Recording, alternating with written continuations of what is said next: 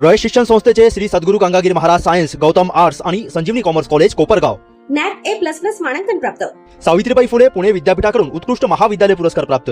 Cyber security AI skill courses उपलब्ध. अनुभवी PhD net set प्राध्यापक.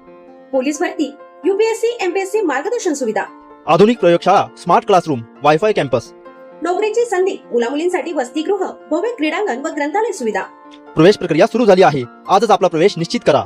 SHGM महाविद्यालय कोपरगाव. संपर्क क्रमांक 02423 223155 आणि 223755. कोपरगाव शहरातील धारणगाव रोड परिसरात तलवार, चॉपर आणि लाकडी दांडक्यांच्या जोरावर दहशत माजवून वाहनांची तोडफोड करणाऱ्या आरोपींना कोपरगाव शहर पोलिसांनी चांगलाच धडा शिकवला आहे. या प्रकरणातील अटक आरोपींची बुधवारी संध्याकाळी शहरातून धिंड काढत पोलिसांनी गुन्हेगारांची दहशत नव्हे कायद्याचे राज्य आहे असा स्पष्ट संदेश दिला आहे. या प्रकरणी फिर्यादीने दिलेल्या तक्रारीवरून वैभव कुराडे, राहुल सवंडके, रितेश सोनवणे उर्फ भोल्या, स्वराज सोळसे आणि सनी जाधव यांना अटक करण्यात आली आहे. आरोपींना न्यायालयात हजर केले असता न्यायालयाने त्यांना 2 दिवसांची पोलीस कोठडी सुनावली. सदरची घटना 8 जून रोजी रात्री 12:30 वाजण्याच्या सुमारास धारणगाव रोड परिसरात घडली होती. आरोपींनी बेकायदेशीर जमाव करून फिर्यादीस लाकडी दांडे, चॉपर तसेच लाथाबुक्क्यांनी मारहाण केली. शिवेगाळ दमदाटी करत हातात तलवारी घेऊन परिसरात दहशत निर्माण केली होती. यावेळी अनेक वाहनांची तोडफोडही करण्यात आली होती. या घटनेनंतर कोपरगाव शहर पोलिसांनी तातडीने कारवाई करत आरोपींना जेरबंद केले.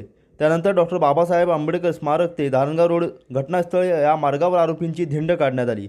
या कारवाईतून परिसरातील नागरिकांमध्ये निर्माण झालेली भीती दूर करण्याबरोबरच कायदा हातात घेणाऱ्यांना कठोर इशारा देण्यात आला आहे.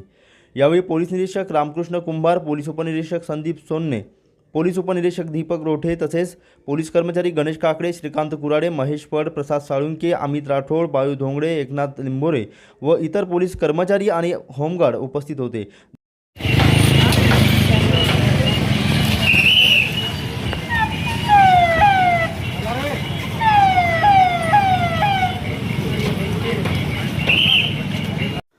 प्रतिनिधी मोबिन खान, माय न्यूज, कोपरगाव.